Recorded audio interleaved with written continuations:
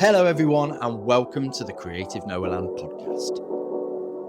Choose life, choose a job, choose a career, choose art. Well, if you're of a certain age, then this might sound a little bit familiar. But on this episode, we're joined by an artist who has done just that. They've chosen art and who now uses their love of creativity, screen prints, fluorescent inks, and, well, in their words, potty-mouthed hijinks to shine a light on some of the inequalities and injustices in the world that make him angry. On this episode, we're joined by Blam from Grow Up Art. Blam grew up wanting to be an artist, but not knowing what that looked like, he chose a career. And he found himself working as a designer within the film and music industry with clients like Sony, EMI, and Film 4, to name just a few. And it was here that Blam was part of creating some of the most iconic imagery of the 90s, when a brief for the Danny Boyle film Trainspotting landed on his desk and he was asked to design the poster. Yep, that's right, Blam designed the original Trainspotting poster, and that alone would be a great reason to have him on the podcast. But the creative journey didn't stop there. Leaving the limitations and deadlines of the design world behind him when his children were born, Blam began to pursue different avenues of creativity, and for the next 10 years worked on his own ventures, and more importantly, on being a dad to his children. The transition from designer to artist came much later when Blam and his eldest son Jack began working and creating together as Grow Up Art, producing a wide spectrum of work that all had that comedic potty-mouth edge to it. But now, having grown apart, Blam is riding solo, and with his influences in punk, his work has taken on a slightly more political edge, using art and creativity, in his words, to call out cunts. Most famously of which, the Third Reich, a series of images of politicians and world leaders dressed in World War II German army uniforms, which, well, melted the internet and went viral in 2025, being picked up by the Washington Post, the New York Times, and the Guardian. And a piece that was released for free and has been downloaded over 100,000 times worldwide. The work is powerful and may conflict opinions, but at the heart of it is a sense of justice, and Blam always tries to give back and often works with multiple homeless and mental health charities.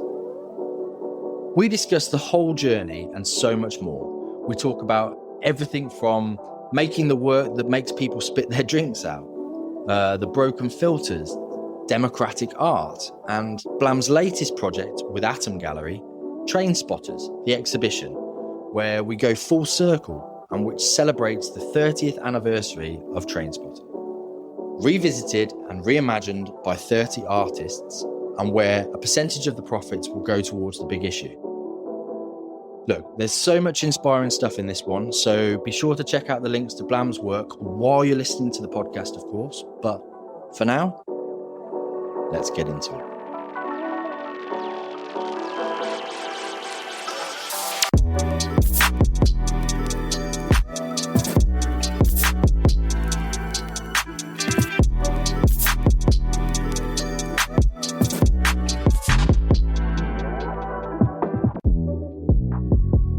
Blam, thank you so much for doing the Creative Nowhere Land podcast. Everyone is going to want to talk to you about the Third Reich, but I would like to talk about some of the iconic imagery that you're a massive part of.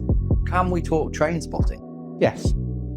So, before you were Grow Up Art and Blam the artist, you spent 25 years as a graphic designer. Yeah. Working with some pretty big clients like Sony, Adidas, Roger Sanchez, Victoria and Albert Museum, all sorts of things. But shall we say the big claim to fame is the iconic Trainspotting campaign? Well, it was early 1995. We did some film poster visuals for a film that came out called ID, which is about football violence and hooliganism. So we did some really graphic typography, which is by blood. And we showed them to Polygram Film, and they were just like, this is too dark. We can't show these, but it's brilliant. We've got this project that's coming up called Trainspotting we'd like you to look at. And it's directed by Danny Boyle. And I'd seen Shallow Grave, so I was just like, wow, I really want to be part of that project. And I worked at Style Rouge, I'd worked there for 4 years since leaving college, graduating from Newcastle College of Design and Tech. Yeah, and you start way down the pecking order as a junior designer and work your way up. And it was like Style Rouge worked for Susan the Banshees, Squeeze, Pretenders, Blur, Jesus Jones. So all the big projects like that would go to the people who'd been there the longest. So Trainspotting wasn't at that point considered a big project? No, it was kind of, I just always loved film. And everybody who was at Style Rouge, they pretty much specialised in music sleeve design. So everything was record covers. Didn't do many film posters. So nobody was really that interested in doing the project. And me being way down the pecking order, it just kind of Landed in my lap. I was a massive fan of Saul Bass, his poster designs. And at the time, poster design was like, it was really tired and horrible. It was just like heads on posters and like the wrong name above the wrong head and just generic bullshit. But I've been a massive fan of Swiss modernism and Saul Bass. I just was like, how did they create such iconic posters? And it's almost like that was my bar to try and jump over, to try and achieve something that was just simple and as iconic as those classic 1960s pieces of art. So what does that look like when that brief comes in? Do you go and watch the film? Do you have a synopsis of the film?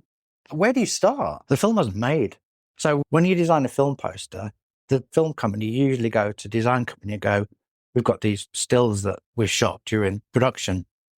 Can you turd polish them and turn them into something? And that's kind of why film posters are pretty bad, because they could actually go to a design company and say, come up with a brand, do something. We put all this money into making this film, but the marketing and the design for it's a last minute afterthought. Right. They were just more interesting to the way they approached it was, here's a script, here's the Irving Welsh book, go and make it. So they wrapped filming, and then the following day, the actors had 1 day schedule to go into a photographic studio with Lorenzo Agius, the photographer. And we'd spent months doing ideas and visuals and test shoots of what the actors would do and propose visuals. And then we just kind of... All just based on the book and based on the script? Yeah. So it was ideas, but we hadn't seen anything. It's a couple of production stills. And we'd been given a production still from a film called Backbeat, which was a film about the Beatles, their kind of story in Hamburg, and told to make it look like that. Other than the fact it was photographed on a railway bridge, it just didn't make any sense. Right. So our original concept was based on, it was an arena home front cover of 5 models. So we showed it and they really liked that as the poster. So we proposed that as the main poster. At the time, the Reservoir Dogs campaign had been out and they'd done these really iconic singular character posters of Mr. Orange and Mr. Pink. Yeah. And I just loved that campaign. So I said, let's do individual character posters to support the main campaign. So when we did the photo shoot with the actors, the group shot of them, it just didn't work. Right. Because it kind of really picked up on the fact that they're not a group of friends. They're a group of individual characters who would stab each other in the back just to get the next fix or to, it's like Renton runs away with the money and he does leave some money for Spud. But that's the closest thing there is to a kind of a close friendship. They're very kind of individual characters. So it just didn't work, the group shot. They just jarred. And it wasn't until we photographed them individually that there was like real energy in it. Right. So that's why the poster, we did visuals with them, the group shot, and just couldn't get it to work. And we'd worked out the individual character posters, which looked amazing. So why don't we combine that into one image and just put them in boxes with numbering systems on? And the numbering system came from the novel, which was Junk Dilemmas. So each chapter is Renton trying to come off heroin. So there's a dilemma involved with him doing it. It's interspersed throughout the book. So we use that numbering system to number the characters as well. Yeah. And what was it like being in the studio with these guys? Presumably at that point, like you say, it's in Shallow Grave, so you knew who Ewan McGregor was. And all these sorts of people. When we spoke on the phone, you said it was quite an experience being in the studio with Begbie. Yeah, it was good. It was just because he was just as soon as the camera went in and he went into character, he was just like, we had some cans of Tennants as props and he was just like smashing them open and like shouting down the camera. Proper method. It was scaring it. Really? Yeah, it was properly bum squeaky time because it's like, fuck, he's like a proper lunatic. And I'd seen him he'd been in an episode of Cracker where he played a football hooligan psychopath who he kills Billsborough in the thing. So I was like, I just remember seeing Robert Carlyle and thinking, this guy's the next De Niro. He was just like really powerful actor. So he was just amazing to be in that room with that energy, was he? Oh, I can imagine. Yeah. Were any of the other actors more method like Robert Carlyle? Or No, were not they... so much. But Spud was amazing. And, Ewan was amazing. Diane was amazing. It was just energy was just them as individuals. It just fitted. And just from being with them and them explaining, like, they'd been filming this film for 3 months. So they understood the characters more than I did. Right. And it just made us realize, oh, fuck, we've gone down the wrong direction trying to do this pally group shot of them all together with arms around each other like mates, because they just weren't. And that, as I say, for people of my age, those film posters, the Trainspotting, they're iconic images. I'm not sure there's many people of my age that wouldn't remember that poster. Yeah. Or the film. That's quite a claim to fame for you there, Blam. Well, he was lucky because when they made the film, I think it was made on a budget of 1.1 million. And we created this campaign and the film company loved it. So they ended up spending like a marketing budget of 3.3 million, which is 3 times the budget from making the film just to promote it. So it's one of those moments of just, if they hadn't done that, we wouldn't be talking about it because nobody would have seen it. And they also did this brilliant move so the poster was original format it was a teaser poster for the film. And all the students who were going back to college in the summer, September, they got this pack for HMV Records where they go to the store and get a free poster as part of Freshers Week. And that Trainspotting was one of the posters. That's clever. So I'd go away for the weekend, go up to Nottingham to see friends and stuff. And they were like, oh, I had that in my kitchen when I was a student. And but it was kind of that moment that just pushed it into everybody saw it. And that was all pre-internet. It was just before social media and stuff. So that's so interesting though. But a film with a budget of 1.something million got 3 times the budget spent on it. Yeah. They must have seen something pretty special in the film and in the zeitgeist of the time, maybe. That I think it was the perfect storm because all the actors were relatively unknown. Yeah. They weren't big Hollywood actors. Danny Boyle's first film was amazing. And Irving Welsh's book was amazing. So it was perfect chemistry that they believed in and invested the money into promoting. And that was another thing why the poster worked, because there was no... Designing film posters is really weird because say you design a James Bond film poster and it's for Pierce Brosnan and BMW have sponsored it because their car's the Bond car. Like there'll be a contract that says Pierce Brosnan's name has to be 25% ratio and his head has to be this size on the poster. And then the BMW car, if it's used on the poster, has to be a percentage size of parameters to meet. Yeah. It's just like, how can you design something good where you just... So many limitations, restrictions. Yeah, it's just restrictions. And the nice thing about the Trainspotting poster, it being a teaser poster, it didn't have to have loads of text on it. There was no Ewan McGregor's name to be a percentage of this. It was just... a bit more free reign for you to... Yeah. And we had none of that. It was just it was independent. Straight after doing Trainspotting, I went into work from music design, work into a film poster company that did campaigns. And I hated it because it was back into that restriction. Yeah. I tried to do film posters for big blockbuster stuff. Such as? Stardust, the Matthew Vaughn film. Right, yeah. That's something really left field and abstract for it. And I'd realised during that period, and I also did Nil by Mouth. I did quite a difference between those two films. But I enjoyed doing the Nil by Mouth film poster. Dark a bit. Because it made me realise that my work is more kind of left field and independent rather than mainstream. And it's like Danny Boyle himself. He made The Beach after making and A Life Less Ordinary after making those films. And he massively struggled with Hollywood and trying to cross the pond and do all of that other stuff. It's probably why he didn't do Bond briefly and went on back to making 28 Days Later, because it's more his voice. So I just found I couldn't do those. I could never do a Bond poster. I'd like to do an alternative Bond poster. Maybe you should. Maybe I should. Were you getting that ability to explore some of those ideas, some of that more left field stuff that you were discovering about yourself? Was that coming across in your design work, or was it, again, just too many restrictions?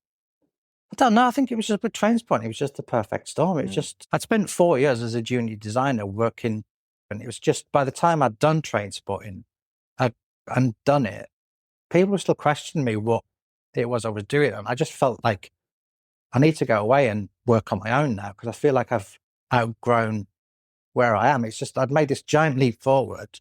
And then everything that I was doing from a design point of view was just back into being lower down the pecking order and making stuff. And I just thought I kind of have to go away and be independent and work on my own and choose the briefs or the clients that you want to work for rather than being at a big design agency where you just given projects you wouldn't. So what does that look like? You were working more freelance as a designer? Yeah, I went freelance. I just, I just added my notice in, just got fed up of doing it and got impetuous and just do these mad things and thought, oh, fuck, where am I going to go?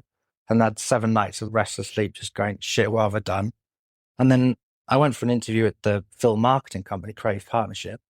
And it was weird. I was interviewed by Mia Matson, who'd created the Reservoir Dogs campaign. So it was like, I want to work for her. She's amazing. And Mia still just, she's done so many amazing film poster campaigns. And he's so good at doing those big commercial projects that I just couldn't do. So I did that for 6 months and then just didn't really enjoy it. And then people were asking me to do, like Film 4 approached me to do Acid House, which was another Irving Welsh book. So I did that independently. And I don't think it was the greatest post. It's a nice image. And it's weird. I found out recently that Irving Welsh has it in his living room. Really? Above his fireplace. So I was like, oh, that's nice. So yeah, it was just But again, a bit more left field. Yeah.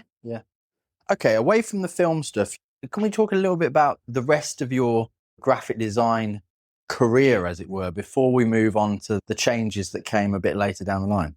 It's strange because my influence has always been Swiss modernism and Joseph Muller-Brockmann, Wim Kraull, real kind of classic modernist designers, which is almost weird because a lot of it's based on grid systems and simplicity, and it doesn't really translate into record sleeves, which is just type thrown over an image of a band. And it's just, so I was deeply into branding and corporate design, which is weird because I never went into that part of the career.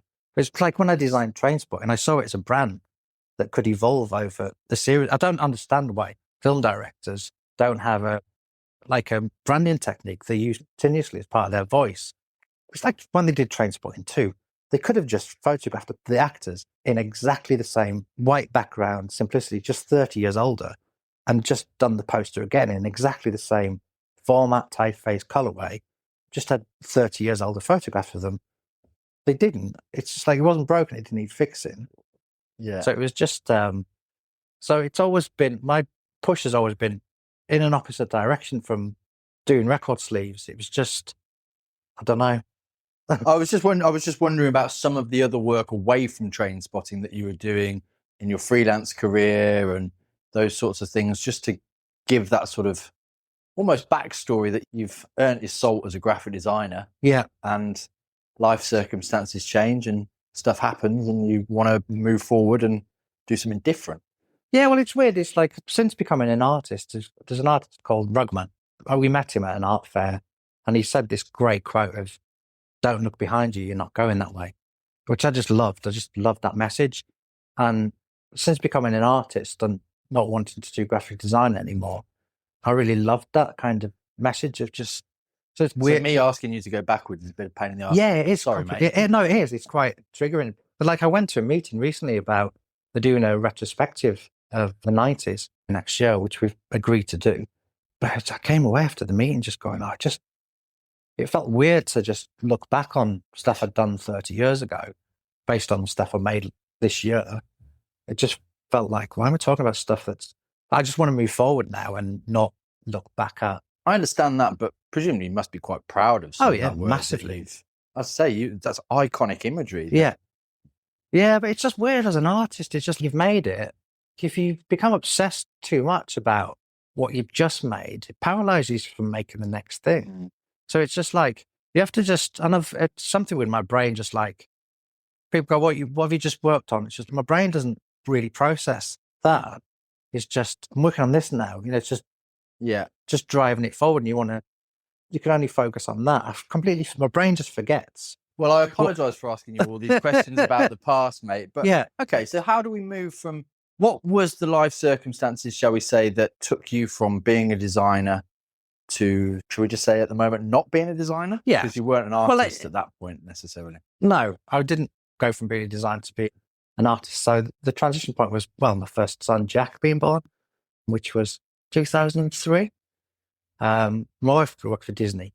So she'd become the main breadwinner and she went on maternal leave for a year and then had to go back to work for Disney and had all that anxiety of leaving the baby at home and childcare and nursery thing. And I just went, look, I'll just stop doing what I'm doing. I'll do something else. And, I'll look after Jack. Was that a hard decision for you or an easy? It was just a really natural thing to do.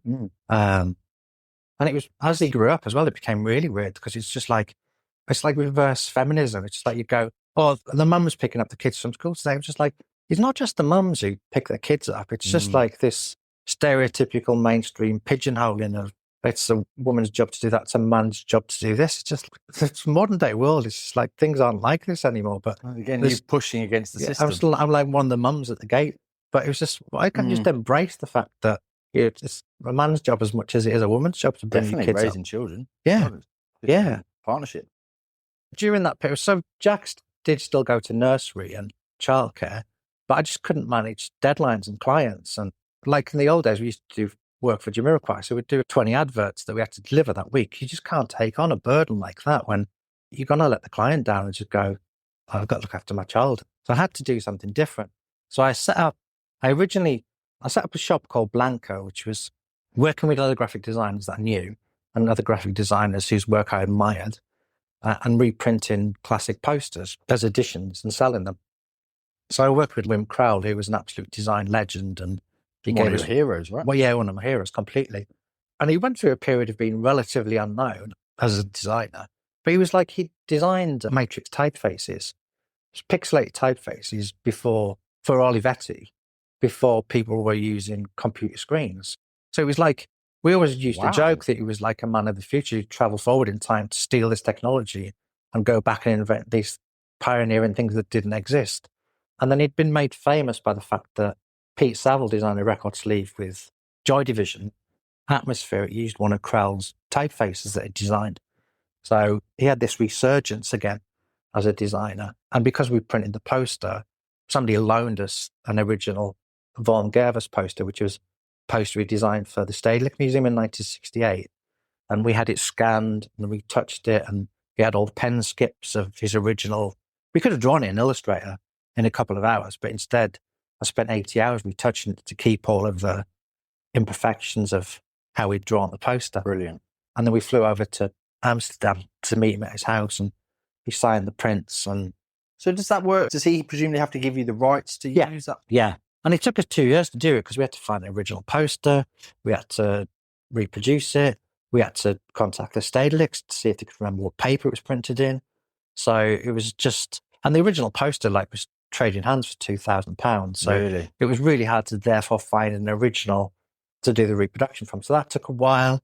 We had it scanned. I had to drive up to Wales to have it scanned on this amazing camera. Got back and realised the scan was too low res. So I had to drive back and have it done again and pay through all to be done again. So it was an absolute labour of love. But a learning curve, I'm sure. Right? Well, it was just really lovely to touch something and be involved in something and not alter it or modify it. Just keep it exactly how it was as a reproduction with the original designer's permission. So he was really happy with how it had turned out and he was on the right papers and everything. And that's incredible. Yeah, it's fascinating because you do learn a lot of stuff about all this history of how paper was made. And it's just every day's a school day when you're doing these random weird projects that you set yourself. And that's quite niche, I suppose, is it, those minimalist design posters? Yeah, very much, because lots of people haven't heard of Wim Crowell, or it's like people don't really care about graphic designers other than other graphic designers. Yeah. So you are selling to a very niche market. And people, they'll buy a record sleeve by Joy Division, a New Order, but they won't necessarily have heard of Pete Saville or Neville Brody or Mark Farrow. No.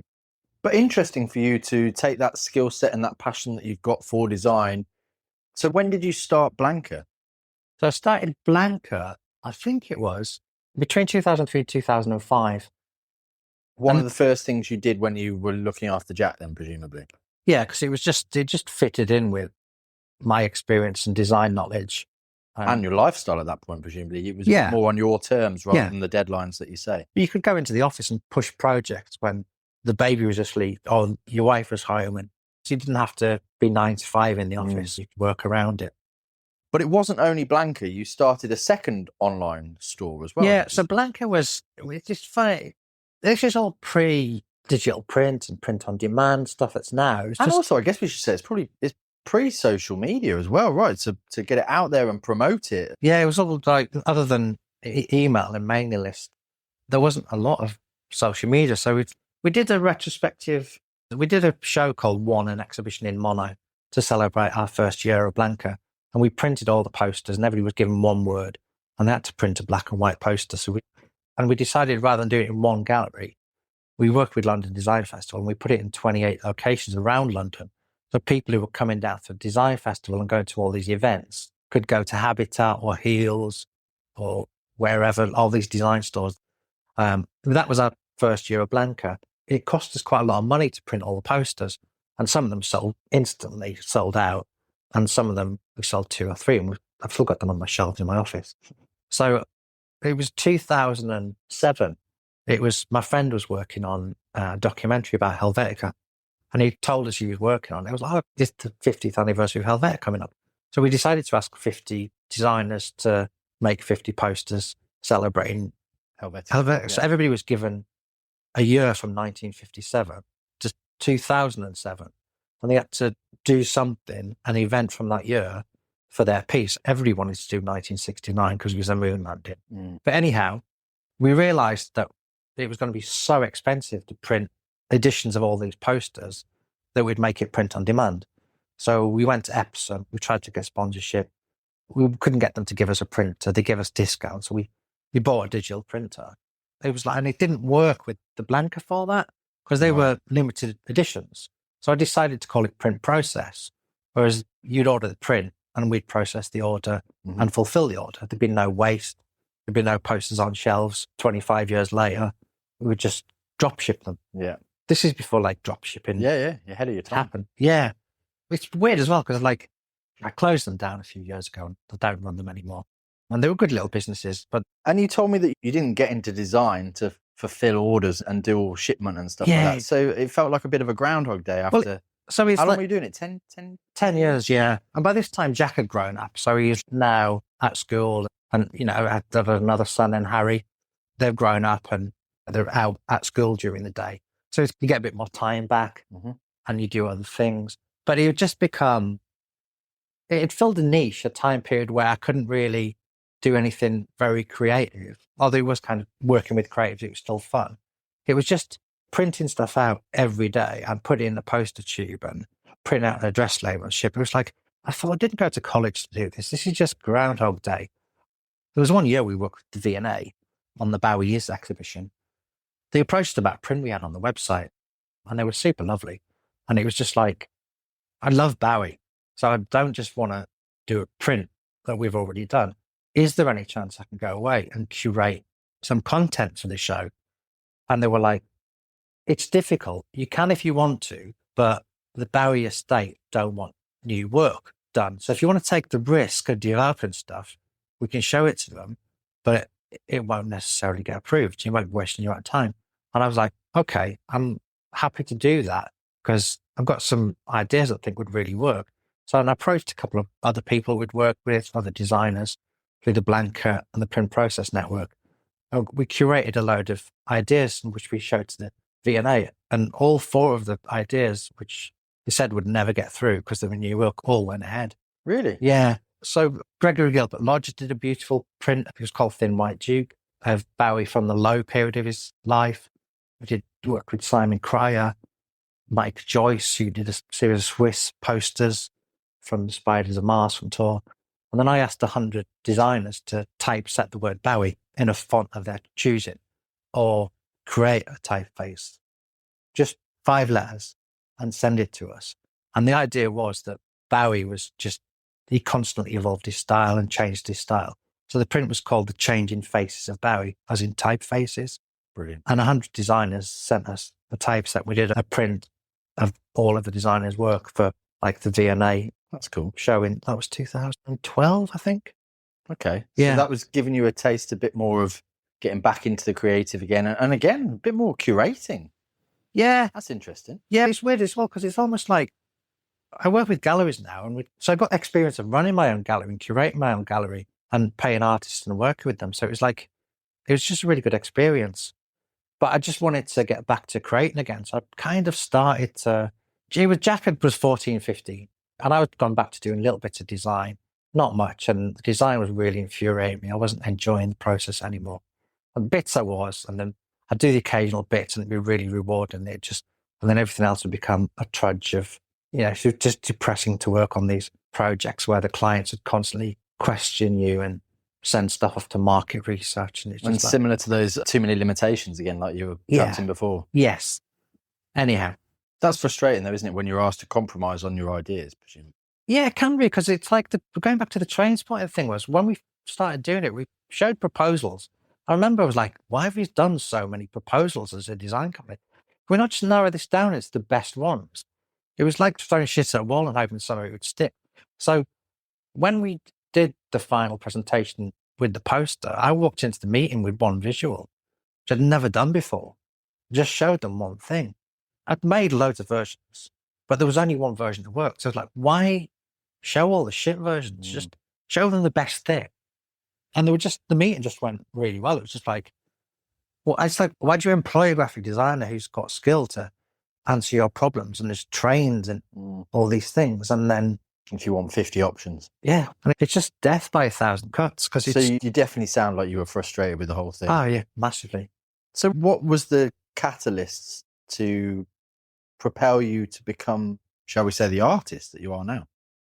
Well, it's strange because I'd always, as a graphic designer, you do self-initiated projects that just are your own making. And they're really fun because there's no voices telling you to stop making them. So part of the Blanca and the print process and the V&A experience had been, oh, this is great because it's just, I've had this idea, I've made it, it's worked. But I was still a graphic designer. Didn't feel like I was an artist because I think the two are completely different things. I think a graphic designer is you're solving other people's problems for a fee, and an artist is you're solving your own problems you've invented for no fee because you're not guaranteed to get paid anything. In fact, it costs you money to make the thing, and then you make it and hope it sells, which is where I'm at now. But the jumping off point was Jack was 14, 15 and wanted to do works experience. So I contacted an old friend at K2 Screen Print, Mark Jenkins, who'd screen printed some stuff for the V&A for us. I said, do you know anybody who works in a gallery that does street art? Presumably Jack had taken an interest in that. That was a route that he wanted to explore. Yeah, his paintings were unbelievable. Like he was just, both of the kids are just really talented at design or art, film and music. They're just part of that creative path. Well, it's been surrounded by it, mate. Well, yeah, because it's like we grew up with music and it's just normal. I think all children are born in natural artists. They all have the ability to draw with the crayon. It's just society just beats it out of us. It's almost like the Rishi Sunak thing. You've all got to do A-level maths. It's like, why? Yeah. We've got algorithms and computers and calculators that can solve those problems now. Why does everybody have no to do one needs this? another shit mathematician or a shit accountant. Yeah. Bang average. Yeah, you can do it in Excel spreadsheets. It's just like... Yeah. We digress. Yeah. So Jack wants to do work experience. He's building a body of work, presumably. Yeah, so he said he wanted to do work experience. And the school wanted him to do these really boring, mundane jobs. I was like, can I ask a friend if they'll give him 2 weeks work experience? I said, yeah, if he can find something that's more interesting, they can do it. So I asked my friend Mark, and he said, speak to Dario, Jealous. So Jealous is a gallery. Jealous is a gallery in Shoreditch, like a really big gallery. They work with Shrigley, Stanley Donwood, Jamie Hewlett. So it's like, wow, that's amazing. So we contacted Dario and he said, yeah, come in for a chat. See how we got on. And I said to Jack, don't just turn up and just be a name that's instantly forgettable. Take a portfolio of your work so they remember you for one piece of work. So he did like stencil paintings and he did a portrait of our dog, Dottie. And he did a painting of Tank Girl by Jamie Hewlett. So we went for the meeting and I left them to go on with it, and they just instantly bonded over talking about art. They were both massive Keith Haring fans. That's pretty cool. So how old did you say Jack was at this point? Jack was 14. Oh, wow. Yeah.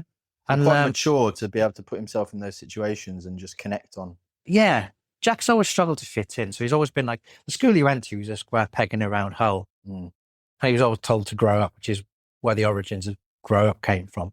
So he just didn't fit in. And he was like, but when he was with artists or older people, he just found his flow. He was just like, yeah. And he didn't struggle anymore. And he's always been like, he always meet my artist friends. And I was like, your kids are amazing. They're just really easy to speak to. And it's just like, yeah, but he's got a social communicative disorder, which is like on the autistic spectrum, that he struggles to communicate.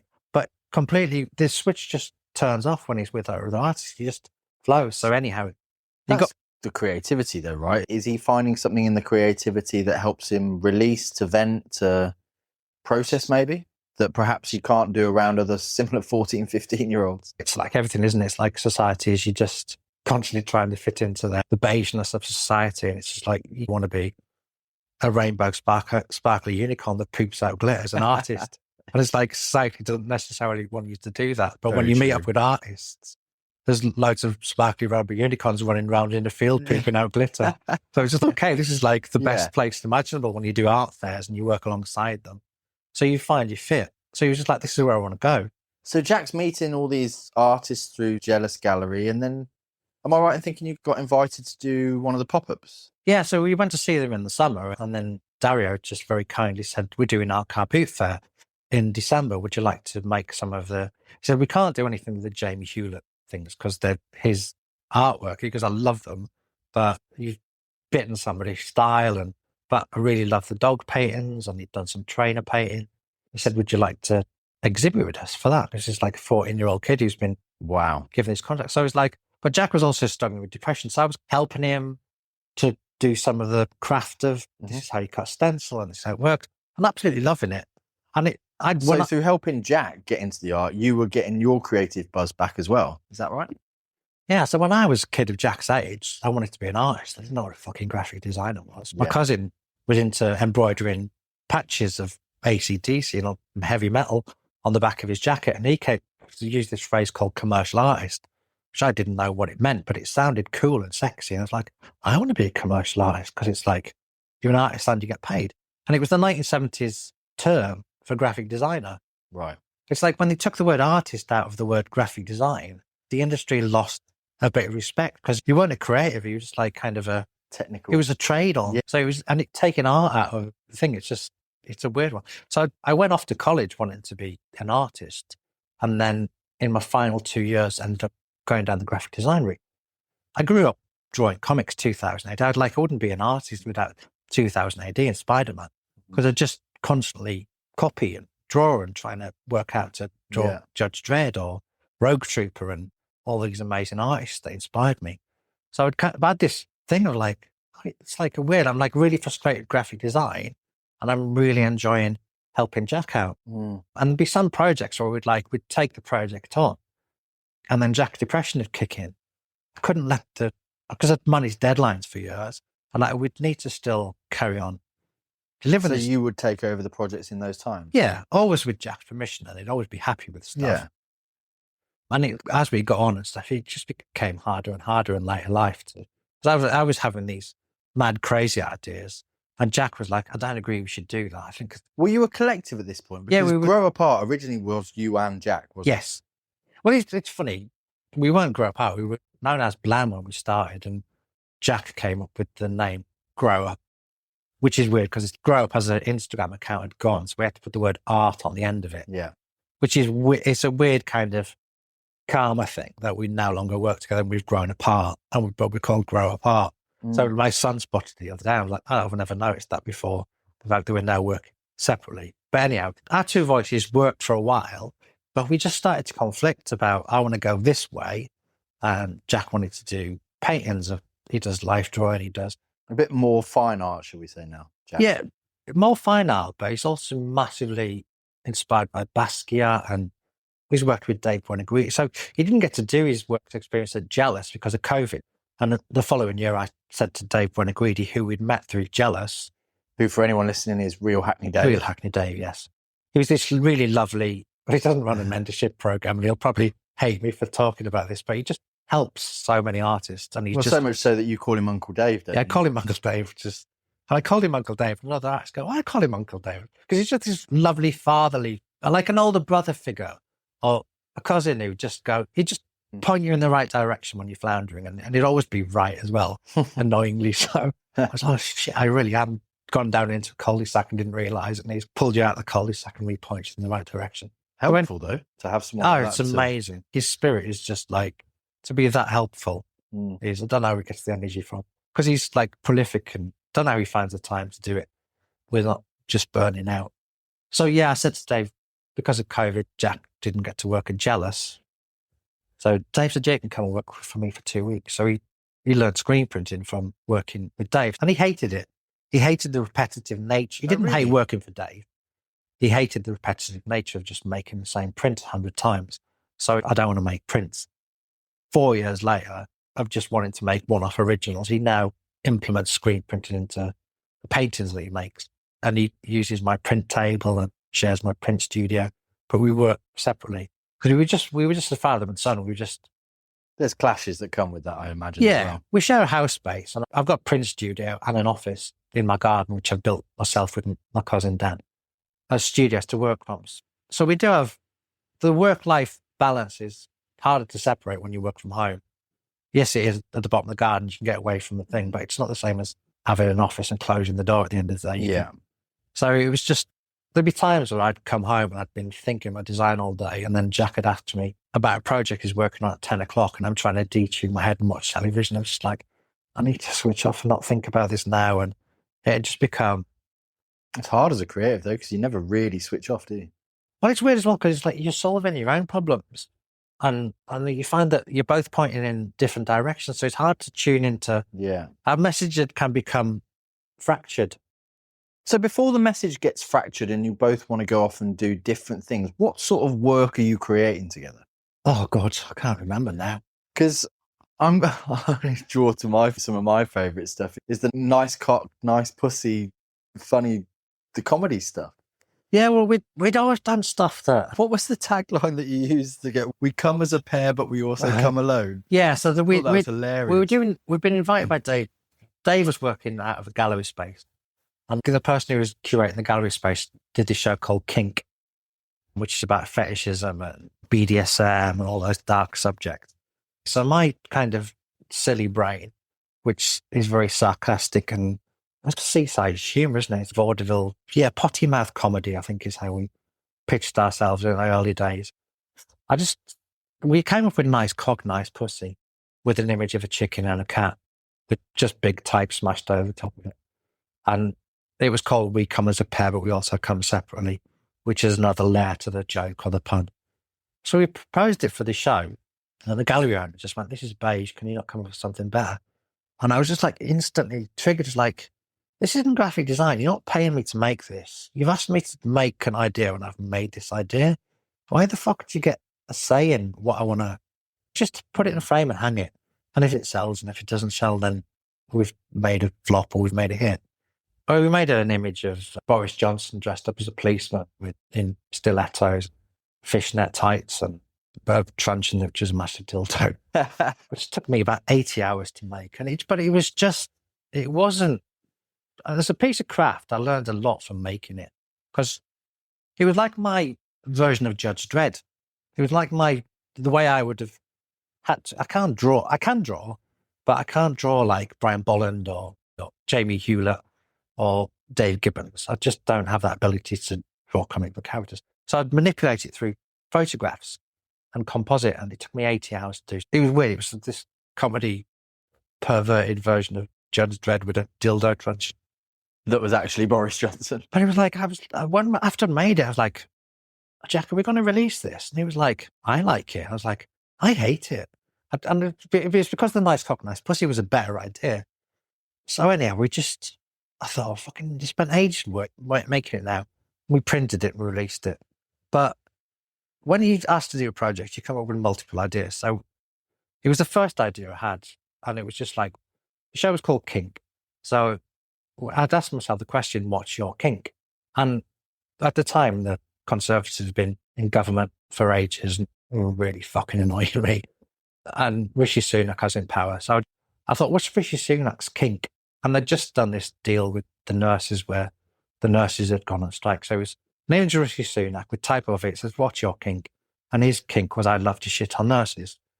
So it was just like, and it's like everybody I showed it to laughed. And I was like, okay, there's something in this. So we went to another show that Dave was at. And he said, how's your thing coming to that? And I was like, I'm floundering a bit. I'm not struggling.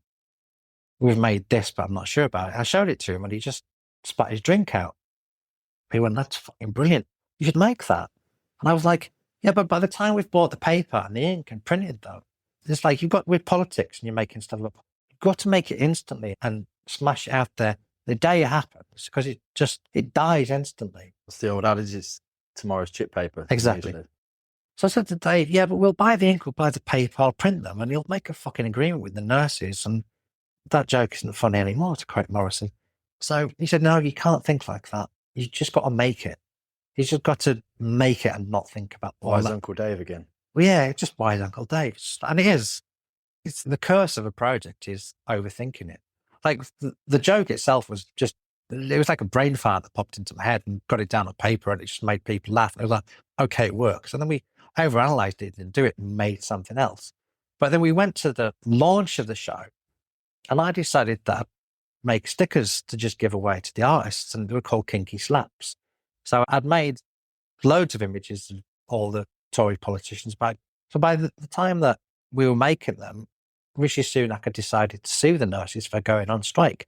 So I was like, oh, brilliant. I wasn't expecting you to double down on your stupidity. Suing the hospital workers. And everything that they said was just like evil and hideous. And it's just like, well, I can twist that and subvert that as sarcastically do it. And Teresa Coffey had said something fucking random and weird about turnips. So her kink was she fucking loved turnips. And James Cleverly had made some pun on stage at a conference about slipping his wife date rape drugs. So I was like, what's your kink? Making jokes about date rape drugs. And it was just... Was this a sort of first venture for you into the more political based stuff? It wasn't. We'd done something about a year earlier, which was Boris Johnson that was at some conference going on about green energy. And he started quoting Kermit the Frog. I was like, what the fuck's happening? And he later on did something with Peppa Pig as well. I was like, this guy's off his tits. So I just did this print called Big Green Muppet. And it was just Boris Johnson on a halftone dot pattern, printed on luminous green paper with Big Green Muppet on it. We stuck googly eyes on it, turned it to a Muppet character. And we went to a gallery to show it to them. And they were like, yeah, it's great, but you can only sell this for 30 quid because nobody wants to pay more than 30 quid to have an image of a cunt on their wall. Which was like an analogy that stuck with me forever. Yeah. It's just, how would you price that? It's like, why would you want to pay more than 30 quid to have an image of Boris Johnson on your wall? But it did okay. And then Putin invaded Ukraine and the war crime thing. And obviously the mad monk of Rasputin and stuff. We just did a straightforward print that just went mad cunt. And it was an image of Putin with googly eyes. And then that flew as well. I was like, I was told to swerve doing politics as art because it'll die a death. Or you sort of, you're alienating one side or the other as an artist. Sometimes people don't want to do that. But also the subject matter, it's probably not the easiest thing to sell as a print, right? I listened to Six Music loads. I listened to the radio loads. I just turned it on one day. And Sarah Pascoe was on talking about her comedy routine of how she'd grown as an artist. She was saying in the early days she'd done really ranty stuff and lost the audience. And it just tumbleweed. It just didn't work. And then somebody said, it's because you're not using sarcasm in your work. So as soon as you use sarcasm and irony, so she reevaluated it, and then just people started laughing. People found it funny. And I just realized if it's preachy and it's ranty and judgmental and it's politics, people won't be interested. It has to have some kind of comedy, sarcasm, irony, satire. Seaside end of the pier humor for it to work and just make people spit their drink out. That's a high bar now. If I could like the nice cock, nice pussy. I showed it to everyone. They went, these are fucking brilliant. That's so your sense of humor. apart from the gallery. They didn't want to do them. So they end up making, sometimes as an artist, you just go, because they don't like it. It doesn't matter. You just have to make it anyhow. Yeah. It's like that, make art like nobody's watching. You make it for yourself and it makes you want to not step in front of a car, stops you wanting to do that, and you're solving your own internal conflict. Do you But battle with that internal conflict? That was You so describe yourself as having some broken filters. And I think that's a completely. lot of us creatives have got those quote unquote broken. Well, it's strange because I said Jack didn't fit in necessarily at school and he struggled. I was like, I think I've always struggled. I've got broken filters, can't read the room. And then when I realized that the inappropriate things I'd say sometimes that people didn't get, they'd also make people barrel laugh at what I was saying and go, fuck that. It's like, we literally call Grow Apart, and I'll do the Third Reich stuff. I'll do posts of it. And like all these random people who disagree with me just go, oh, for fuck's sake, grow up. And I was like, oh, great, you've got the point, but you haven't got the point. Because it's just like, it's just, I'm a child trapped inside a man's body. It's weird. It's weird because it's like me and Jack have this weird relationship. I'm a grown up with like still a stupid 12-year-old brain. And Jack's telling me, Dad, you can't do that. He's like the grown up of the relationship. We have this weird symbiotic relationship. He's like, so they're now 18. He's done 1 year of art school. He's taken on the debt. We've got literally no training from his lecturers. They do 2 hours timetable with them a month. He's like, where the fuck am I taking all this debt to get this? It's a waste of time. I'm going to drop out. I was like, yeah, I pushed you into doing it because my experience of doing it was completely different because we got grants and it was funded and we didn't have the debt. And it's capitalism stepped in now and it's horrific being a student. So like, yeah, you actually don't need a certificate to say, Banksy hasn't got a certificate to say he's an artist. I did all my degrees and everything. No one's ever once asked me what I got in my degree. They look at your portfolio. And the last job you did.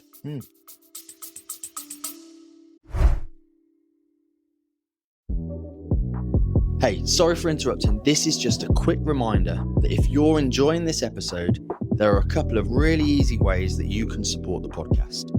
You can hit the support the show link in the show notes, or consider grabbing yourself something from the Creative Noahland shop on the website. And don't forget, community members get free shipping on all orders. So, before you buy anything, be sure to join. Thanks again for being part of the Creative Noahland community, and now, let's get back into it.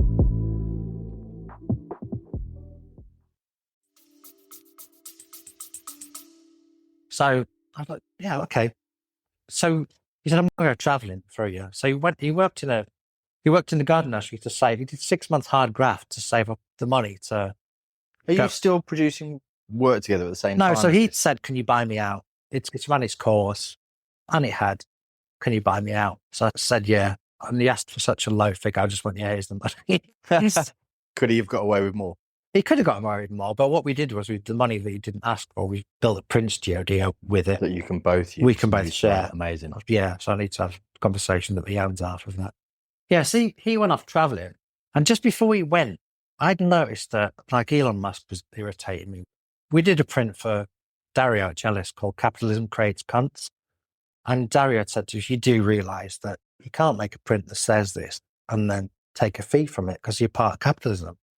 And I said, fine, let's give the money away to the shelter or to the Trussell Trust, or let's just run it for a week. And so you just wanted to make it. I think always as an artist, you have to feed yourself. So it's always nice to. Yeah, of course.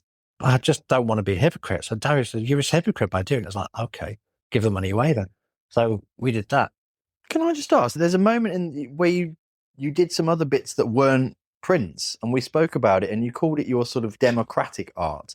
And you started doing a bit more merchandise-based stuff. Yeah, I've listened to a few podcasts because it's like Dave would agree, he does great podcasts. So if you get the chance to interview him, you should, because he's just. Hear that, Hackney Dave? We're coming for you. Yeah, and he'll do it as well, probably. But yeah, I tuned to this podcast called The Clean Break by Matt Gondek, who's this American artist. He'd been running the podcast till 2017. He'd done 100 episodes interviewing artists. It'd become Groundhog Day for him, so he stopped doing it, had a break. And then when he came back, he met this guy who ran a gallery, and he wanted to do this show about introducing emerging artists into the process of working with galleries So do a 30-minute podcast about how you should price your art. Yeah, finances, social media, leveraging those sorts of things, right? So it would be one episode about working with galleries, how it works that they open their address book to you. And there's this really symbiotic triangle of relationship between you and their clients, and you and your followers go into the gallery, and they work in an equilibrium. So that'd be one show. And there'd be another show about merchandise. Like one gallery told us not to do merchandise because it'll affect your art sales. But if it's a revenue stream that can bring in 20% of your annual income. Is that a snobbery thing that people, it's not very fine art to do merchandise? Well, it's strange as well, because I'm not sure how we fit into a gallery template anymore. But that's another complete cul-de-sac to go down. So what did you do when you're looking at merchandise and you're being warned off it? We'd done T-shirts in the past when I'd run Blanca. You'd print 15 small, 20 mediums, 20 large, and 15 XLs. And all your mediums and large would sell, and you'd be left with dead stock. Yeah. But by this time, the print on demand module, you can now do it with T-shirts. You can put a T-shirt online, and it's customer orders, and one garment gets produced and shipped to them. Yeah. You can integrate it into your website, that you don't even have to put an address label on it. So that Groundhog Day I'd had with print process of packing stuff, I was like, this is great, because there's now a company that just does the fulfillment. They make the garment, you take the money from your website, you pay them a fraction of the money. And this was all from listening to Matt Pondek podcast of just doing it. So like just random ideas that does this idea work? How do I test it? Just as a slogan on a T-shirt, it's just instantly, does it work? Is there something about that as well, like some of the work you're producing that is, shall we say, quite politically charged one way or the other? That's something that could be potentially quite divisive as a print on a wall for everybody to see, but as a T-shirt or something else, it's not art, quote unquote, shall we say? I don't know, but it's strange because billboards are just massive canvases in the street, which unfortunately is run by capitalism. So you get this message force fed to you that nobody asked if you wanted to see it. Mm-hmm. So I don't want to see a McDonald's advert force fed to me all the time. And Banks is great for subverting that. And street art's great for pasting over a billboard. But like T-shirts and walking billboards, they're just blank canvases that you can repurpose. And I don't know, it's just like... I don't know, I just want to go back to the fact that when we spoke about it, you described it as that slightly more democratic art. It's a bit more for the people. Everybody can have a tea towel or a T-shirt or a mug or something like that. The merchandise element's a bit more of the people. It's strange. So as an artist and stuff, you have to feed yourself. And I've been running it for 6 years and I've not paid myself a salary in 6 years. All the money gets recycled back into making the next thing in the hope that... So I would also be on this price of trying to scale up. How do you make work that's more expensive? So you try and go down this thing of chasing this dream of making more money out of it. And the only way to do it is to scale up. And somebody called me a hypocrite for doing it. I was like, you do realize that I have to pay myself a salary. Why are you calling me a hypocrite? Because it's like a lot of the stuff we do for charity, we make no profit from it, or we give half the profits away. We're always trying to raise money for homeless people or for mental health because it's part of our message. And we're doing the Trainspotting show, 30-year anniversary in February, and we're working with Big Issue. So I was like, and I've not paid myself a salary in years. So it's not a bit difficult for people to say you're cashing in on the old capitalist thing if you haven't paid yourself a salary for 6 years. Yeah. And you go to exhibition stuff and people are selling stuff for thousands. It's great. But if you take a step back away from that and you look at Banksy when he started, or Shepard Fairey with a Bay, their work's very democratic because it's really affordably priced. They weren't trying to become artists in the sense of, I think Banksy wanted to sell his work for £50,000. I think he'd rather be selling £75 prints because he's a socialist or he's got a social message. It's the market that forces the price to be that. And it's often with people like Banksy, it's that after event, isn't it? People buy the work and then inflate the prices, and it's nothing to do with him by that time, is it? It's all the smoke and mirrors. Of course. And it's people who collect as well. It's just like buying it as an investment piece. It's like, why are you buying it? Buy it because you like it. Yeah. It's like it's the balloon girl image. It's like in the 90s, galleries couldn't get rid of that image. And then they shred it and it becomes part of the P.T. Barnum magic effect of that happens with bank. Clever though. Yeah, very clever. So I just realized the fact that just make stuff affordable, make it democratic. It's just like, why try and push the price? Just make stuff and don't think about that. So we'd made the kink stickers, the kinky slaps. And by this time, there's had this amazing response. It just went whoosh. I don't use TikTok anymore because I find it hideous. But we did a post on TikTok and it exploded. And it was just all of the stickers of the Tory politician. And it was something that we never would have made unless Dave had laughed at us and gone, that's fucking brilliant. So it was like, encouraged us to push the idea over the line, which was great. So it was the general election was coming up. And Dave had asked us to do a show in his gallery. He'd now taken over the gallery that the person had left. And he was doing a show about, I think it was the London mayor. He said, I wanted to encourage people because the footfall for people turning out for the election had been really low, the previous election. So encouraging people to engage with politics more. So he did a show about that. I'd worked out what we wanted to make for the print. And I was sitting in a cafe reading The Guardian. And I saw an image of Rishi Sunak carrying 2 burgers after lockdown from COVID. And it was just said, eat out to help out. And after 14 years of the Tories, I just swapped the word eat for vote out to help out. And my brain just went, that's a brilliant slogan. Self-praise is no praise. Do that. And we just did it. And I made a tea towel. It's like tea towels are just like they're £15 items. So with a tea towel, it's just like a thing that dangles off of. It's art that's on a piece of fabric, but it's still a piece of art. Yeah, a bit like that T-shirt thing. It's a bit more throwaway, isn't it? It's like, and if someone doesn't like it, you just try dishes with it. It goes back to the thing: why would you pay for £30 for an image of cunt on your wall? It's like, the vote out to help out thing had images of 30 politicians, and it's just like it's 30 cunts. Yeah, exactly. So it started out as a tea towel, but we put the stickers onto sheets of papers, and then we did it as an art print as well. And I was like making this, like nobody's going to want it. And it just sold out. But it was really nice because like we made a tea towel and we printed 100 of them. We went back to the format of physically printing stock and holding stock, paid £300 to make 100 tea towels and then sold them. And they just sold out. And we're like, can I have another 300? Well, the company that printed them delivered them. And I was like, the day that they turned up going, they've sold out. How can they sell out? We're going to just sell them. Because we pre-sold them. Clever. Yeah. So it was like, and then in the space of 6 weeks, we manufactured 700 tea towels. Really? Yeah. Again, that democratic art, it's so much more accessible. Yeah. And it's because you're not selling through galleries. Galleries, the traditional format is they take 50%, give you 50%. We just found that we had found this market where we're selling our own work and not relying on the galleries so much. And some of the galleries took them.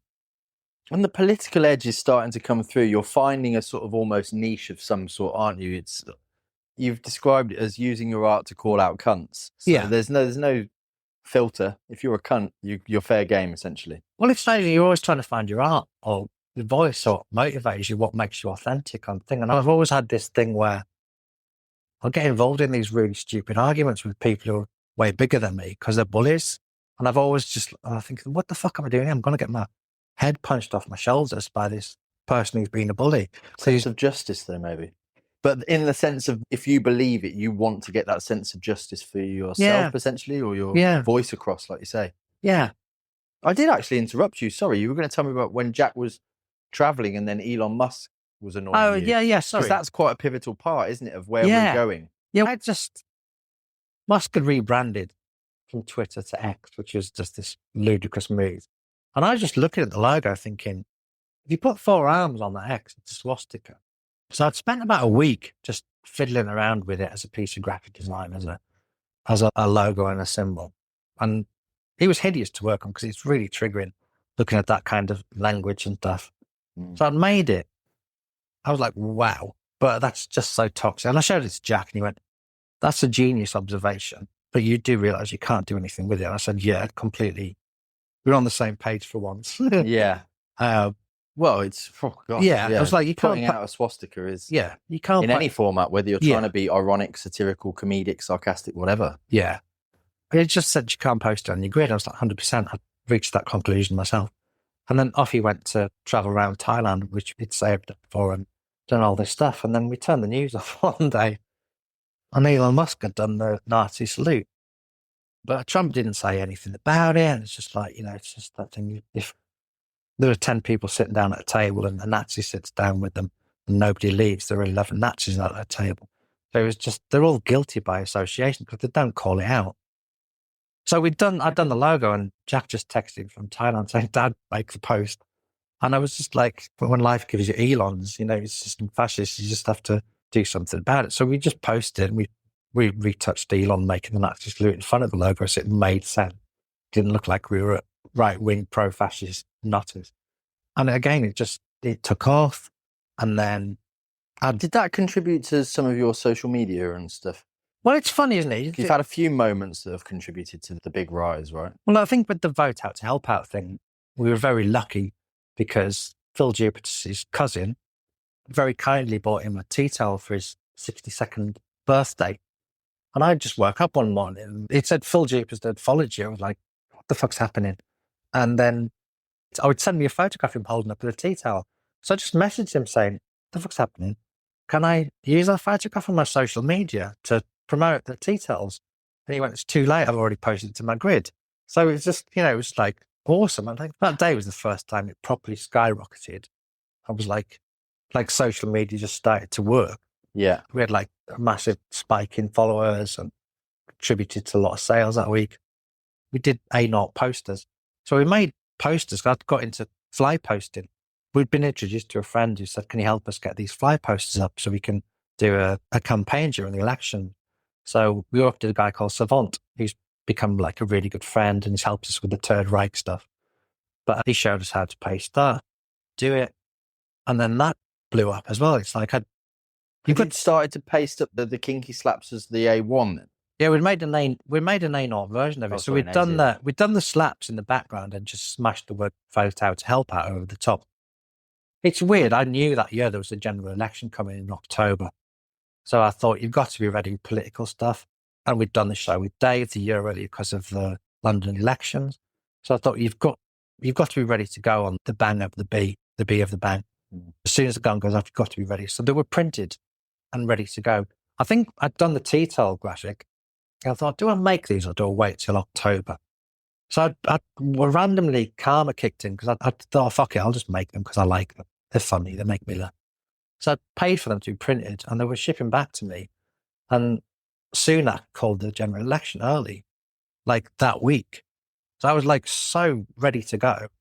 And we found this company that do A0 poster printing for relatively cheaply. So I sent off some of those thinking I'll get them pasted up and it's marketing for the tea towel. And I thought, well, they've cost me £300 to print these posters and I've got loads of them. So I'll shove 10 of them on the website, see if they sell. And just like overnight, they're just gone. So I'd put another 10 on, they just went as well. So it was like, shit. And it was like a really epiphany moment where I'd made something, but I hadn't made it with the idea of why am I making this? I'm making it because it's something I'm angry about, frustrates me. And it's frustrated me because I grew up under the period of Thatcher. And it seems like that is quite a fuel, isn't it? Yeah. Anger is an energy, to quote John Lydon from Public Image Limited. So I just realized that when you make stuff in that flow state of being angry about it and you just make it, and it's an afterthought about, oh shit, I should put some of those on my website on the off chance that somebody makes it, it becomes your most authentic voice. It's your most because it's you just ranted in a kind of, in a way that you're passionate about. Yeah. So and communicating that visually, right? Yeah. So we did all of that and it was big. And so this is really nice. Kind of followers had increased. Social media content was doing really well. But I've been doing it for 9 months and you get bored of repeating yourself, but you have to on social media. Because again, somebody just said, because you post something today and it doesn't get any engagement, it's the algorithm might have just kicked in. And yeah, tomorrow, those people that weren't online yesterday. So it depends. It's just like, you can't overthink these things. You know what I mean? It's just like one platform will do that. And it's all such a fucking time thief as well. It's just like, you're like, oh, how do I... It feels much more pure, you just making the work that, say, makes you angry, that you want to communicate, and then you go, I'll put it out there, it's for the world to decide now. Well, it's like some of the posts that we've had, I'll spend ages composing the post, and for whatever reason, Instagram will crash, my phone storage will be full, it won't make the post. And I'm like trying to get somewhere, and It's like when we did the Third Reich stuff. I literally was compiling a carousel of 10 or 20 images and it kept on crashing and it wouldn't fucking post. And I thought, I need to drop my son off at the cafe where he works. And I literally got a 15-second clip of a video I didn't want to post. And I need to post it. Posted it. I just blurted out some shit text and didn't overthink it and just... Well, it seems like a good point. Should we go down the Third Reich avenue? Yeah, but it's just that thing about being authentic. It's like that was the post that blew up for us when we did the Third Reich stuff because I didn't overthink it. It's just like sometimes when you just do. Yeah, just do act. it. Let it go, just let it go and let the universe decide what it will be. So come on then, Blam. So the Third Reich stuff. So we'd done the kinky slap stuff and I'd become bored of it. I was sick of looking at them. I needed a break. So I just retired it. And Jack's like, we need to re-release these. We need to drop these again. I'm like, no, I'm fucking sick of looking at them. I can't do it. And then we'd done the Musk image. And then Trump becomes president. And the first person he decides to sit down with, out of all the leaders he could possibly sit down with, is Netanyahu, who was a wanted war criminal and he's got other things going on in his past that he's not faced trial for. I was like, why have you sat down? So I got really furious. So I just made the kinky slaps again. And it was just like, what's your kink? And it was just images of Trump with the Elon Musk X logo, the swastika on his lapel.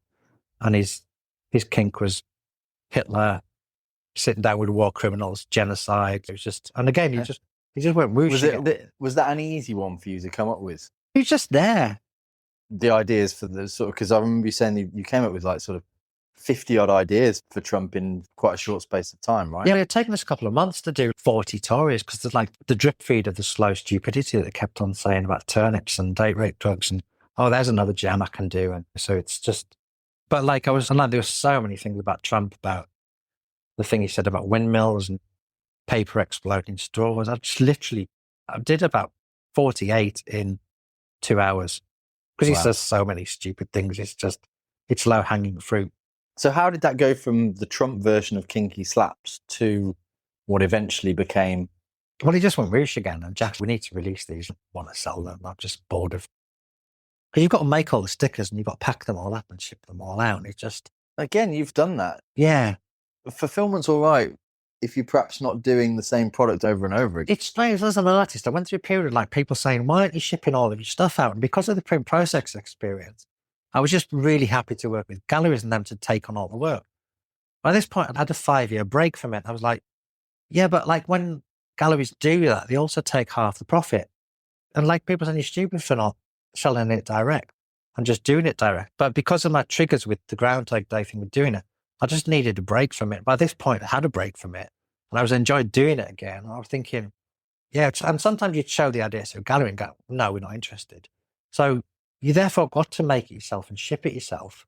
If you believe in it, yeah. If you believe in it, also it doesn't happen. It's just become really easy to do. And because we were fly posting stuff up, we thought, let's make my stupid brain works.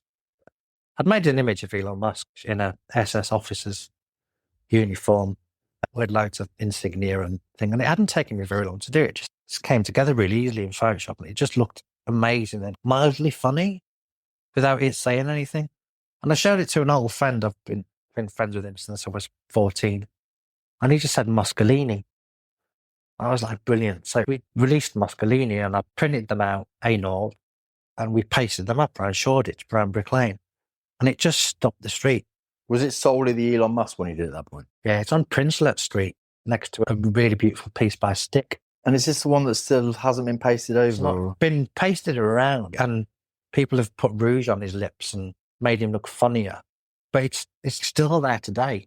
It's weird because as a paste artist, you're used to it being, well, that's going to be pasted over, ripped off, whatever, gone tomorrow. Like we said, the tomorrow's chip paper. Well, as long as you don't go over murals, you have to be quite respectful of the art of other artists, of people's artists, which is something we learned early on.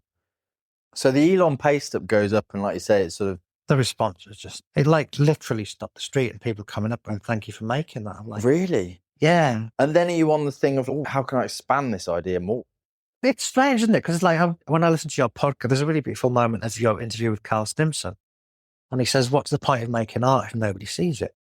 Then if you have hindsight, it became a performance way. Like you're making art in the studio and you're taking snapshots of it. But there's something about the art of pasting up, the fact that it's a bit risky and it's a bit legal and it's on the street.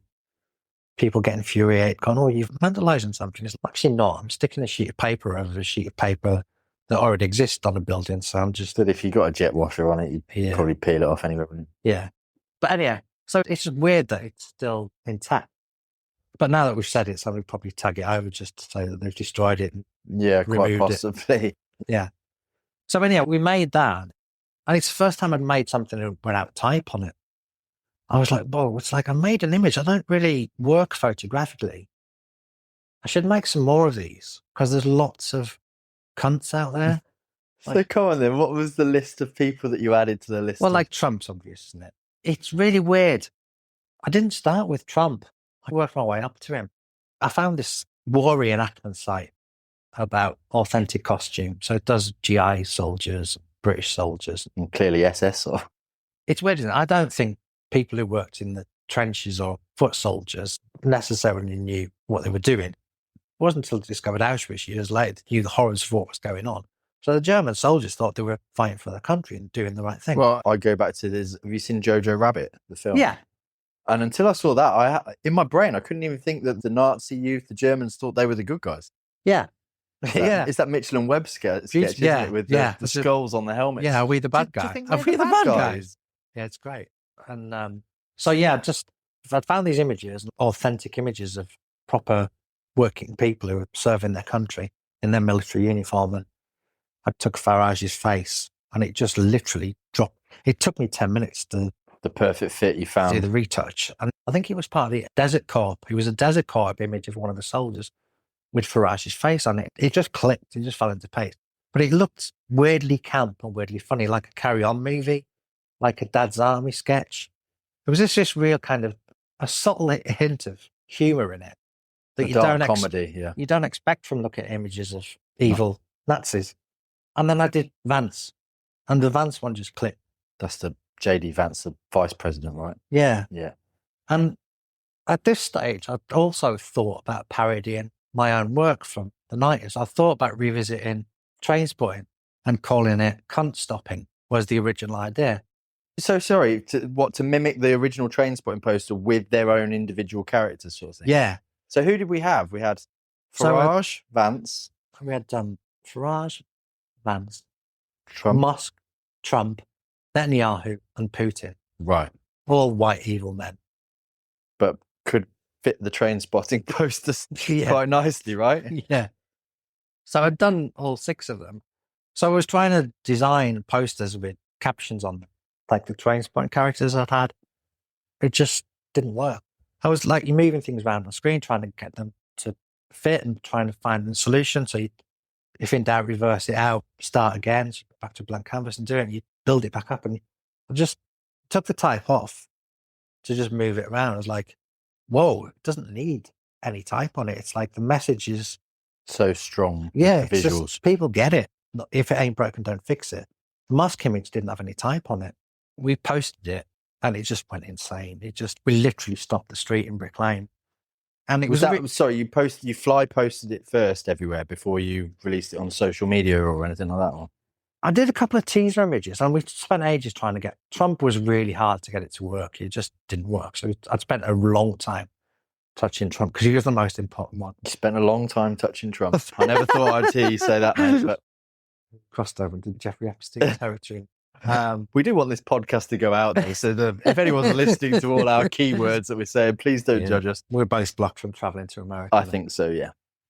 So you removed the type and you were fly posting this piece. Yes, I did that thing again. I've paid for the prints to go out and I'll send them off, paste them up. And I thought, oh, fuck it. I'll put a set of 6 of them on my website. Like I've read this thing about, I'm really precious about print. It shouldn't be folded.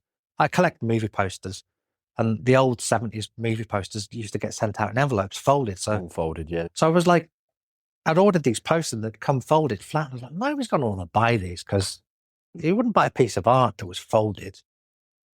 But anyhow, it's just that's how they ship them to them because they're just cheap, affordable prints. It's just again, so I just put them on at a fair price. You know, it was just. But was this again because you'd seen the buzz that the paste-ups had got? No, again, it was just one of those things. Thinking, oh fuck, how do I finance making stuff That's just for pacing up in the street. It'd be nice to cover your costs and recoup some money for it. Because it was never supposed to be that commercial thing, No, was it? it was just something I was angry and frustrated about. It wanted to vent about, so I'd made them. And again, it goes back to that's its purest, most authentic form when you're in that flow state, just doing that. So I was just like, oh shit, I should cover my costs of seeing if anyone wants to buy these ridiculous images. So I put a set of 6 of them on the website for 90 quid. And I think we'd made 20 sets of posters to print up. And they just disappeared overnight. And it was just like, I'll put the other 10 on and reorder some more. We'd planned it, and it's liaised with Carl Stimson and Savant about helping me get them up. So you want to put them up and leave as quickly as you can. Be quick, have a team, get them up on the street and get gone. Yeah, get them and go. What happened on that day then? I just stopped the street. We put the first one up, and it was like a few people stopped. And then I could hear people going, oh, which one's coming next? It was almost like a performance of, what are they going to do? They're putting another one up, and there were just murmurs. And we had a couple of people who didn't understand it, because it's quite, you first see it for the first time. These guys, pro-fascist or anti-fascist. So it takes a while for people's brains to just go, oh, it's definitely anti-fascist. But some people do completely misinterpret, think you're being pro. Had you already come up with the name at that point? No, because it didn't need a name. We were just... Yeah, you'd removed the type and everything, hadn't you? Yeah. And it just worked. They didn't need character names. They just worked. It said a message with, although it confused a few people. So it just stuck the street. And I try and film stuff to post it to social media. I was trying to do a carousel that I said earlier, image, and my phone kept stalling. So I literally did a throwaway post, and that was the one that I went to the cafe and my phone's just alerts all over it. Really? Like people sharing it to their story, like instantly, like there's 99 people have shared this to their story, and 3,500 people followed us that day. Wow. From a throwaway post that I wouldn't have overthought. And then I guess also there's a knock-on effect from people the age we're in, people watching you, Carl and Savant, put the work up. Yeah. Would have been filming it on their phones, taking pictures of themselves, tagging the location. Suddenly you're like, oh. Well, even the day we posted them up, I said to Carl, what do you want to post up today? He just said, I've not brought anything. He said, this is far more important than any of us. What you just said there was like, I was like, it's unbelievable the belief he's got in something that I've made. But let's face it, didn't it? I mean, it was picked up by the Washington Post, the New York Times, the Guardian, celebrities, bands. It was pure viral. Well, it's strange as well, because we'd also copied a template that Shepard Fairey invented with the Obey poster of giving it away for free. Because you guys did a free download that anybody could do, didn't it? Yeah. How many times have been downloaded so far? Over 100,000 times. Over 100,000. Or maybe just under. But we're allowed to scale up. Yeah, 100,000 downloads of your work. Yeah. So it's just insane. What was that decision though? You just wanted to get the images out? Well, if you want to get the message out there and you just put it on your website and sell it as a product, a few people will buy it. You give something away for free. Yeah, you give it away for free. You hopefully create a tidal wave of people who are angry about stuff. You want to. And that is definitely what happened, isn't it? Yeah, it's weird as well, because I showed them to Phil Jupiter, so I've become kind of friends with on social media. Thank heavens for a tea towel. From a tea towel, yeah. So he just instantly sent back this message saying the turd right. And I'd been trying to work out a way that I could get, because there were 6 individual prints this way, and I was trying to combine them into one print, but I couldn't work out what the type was. And then Phil just went the turd right, and it made me spit my drink out. I thought that's a genius. That's the response you wanted from your art, isn't it? To get other people to spit their drinks out. So if you spat your drink out, it must have been a good I think that's perfect. So I just said to him, can I steal that? And he went, oh, I'd love for you to use it. He was the co-author of that work. Thank you, Phil. Yeah, thank you. Although he said that he'd heard that phrase before on the internet, so he definitely didn't invent it. So he's very honest about his involvement in it. But yeah, so we put down it.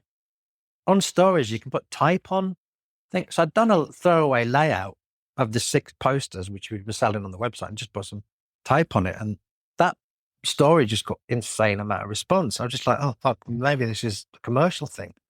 So we did it as all 6 of them on one print.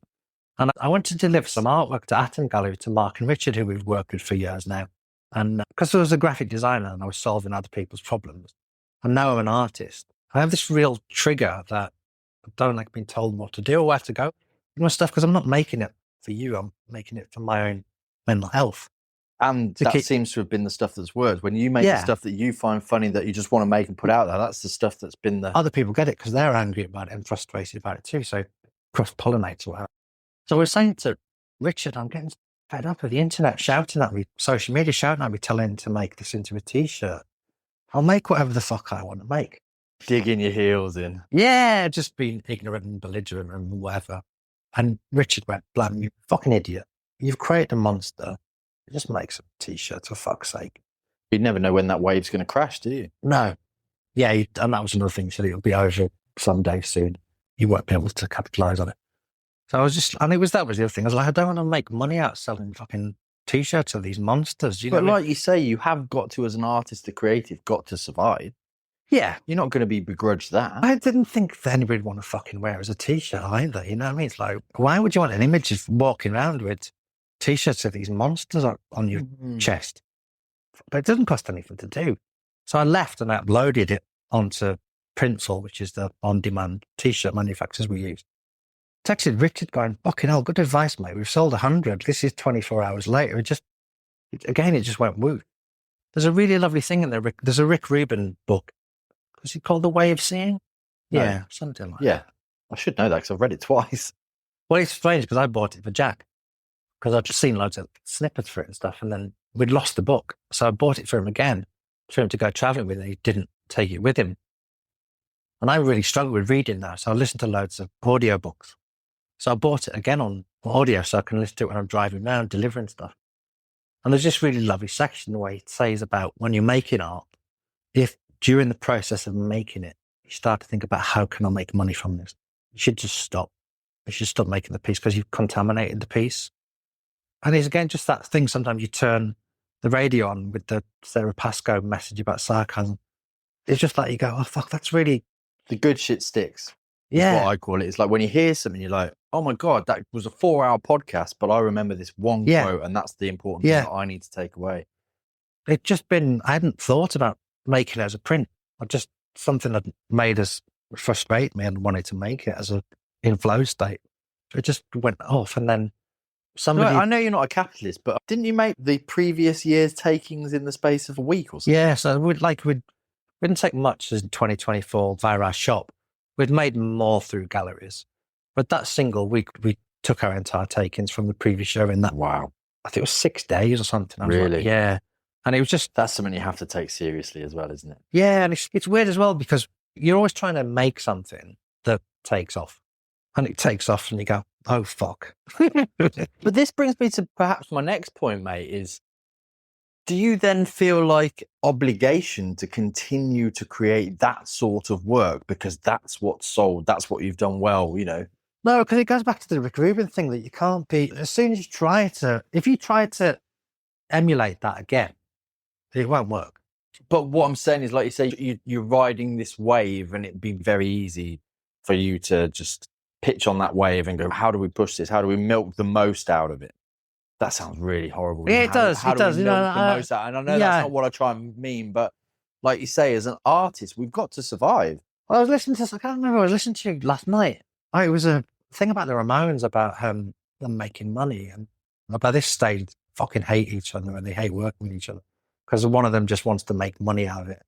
And the other one's, no, we didn't get in this to make money. We made this because it was fun and we wanted to make art.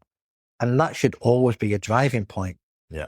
Because as soon as you start thinking, this is back to the Rubin thing, as soon as you start thinking about money, you fucking kill it because it's just not authentic. You've just introduced this thing in your message, which just... Okay, take the money out of it. I guess what I'm trying to say is, are you then pigeonholed into that quote unquote political art? Yeah, a little Whereas, go back to your older stuff, it was fun stuff, nice cock, nice pussy, and people can see that on your website, some of the older style work before this political voice comes in. Yeah, Do you feel pigeonholed in a way? No. No? No, not really. I think it's made me realise, because as an artist, you're always like, what is my voice? And I think a lot of artists find their voice and keep on repeating it to the point it becomes so repetitive. It's just like, do something new. And so I think I don't know. I think I'll always be political because my influences have always been punk, two-tone specials and like Basquiat, Banksy. They've always had and undercurrent. So there'll always be an element of your work that's there to call out cunts. Yeah. Cunts need telling. Cunts need telling. Yeah. That's quite a good way. And that sort of, with the Third Reich poster, which is a bit of a parody on the Trainspotting. Yeah. Does that then bring us full circle to something that's coming up now, which is the 30-year anniversary of Trainspotting? Yeah. Should we go into that and should we talk about what's going on? You, Atom Gallery, a group of artists? Yeah. So it was weird. By this time, I'd walked away from doing graphic design. It just triggered me. Didn't want to do it. I'm like 2023. I said I'm going to do art full time. And I've got 23 is my lucky number. So I decided to say yes to everything. And we did. That's quite a brave move. Yeah, it's because I'm such a cynic. And I'm like, no, that sounds like shit. I don't want to do it. And for a man that claims he's got some broken filters, saying yes to everything, is that a bit dangerous? There was only one thing that we said no to, and I still regret saying no to it. But anyhow, you want to talk about that, or we got asked to do Shaun the Sheep in Brighton. What do you mean you got asked to do Shaun the Sheep? They did 20 Shaun the Sheep. 20 artists customized Shaun the Sheep. Oh, like a sculpture? Yeah, that they put around the city. Yeah, and you pimp it in your voice. Why did you sign up to pimp Shaun the Sheep in a grow apart voice? I think we couldn't work out how you introduced sarcasm into Shaun the Sheep. He was like, well, that stuff's quite sweary and potty mouthed, and There's going to be children visitors. There'll be children involved, so we're going to have to turn ourselves down. We came up with a brilliant idea of calling it Shaun in 2. And we were just going to do a Damien Hirst parody where we cut the sheep in half and put it in a formaldehyde tank. Brilliant. And have one bit in the start of the trail and one bit at the end of the trail. And we were going to fill it in with rubber ducks or something stupid. But there was only £1,000 to produce the sculpture. Oh, right. It's not much.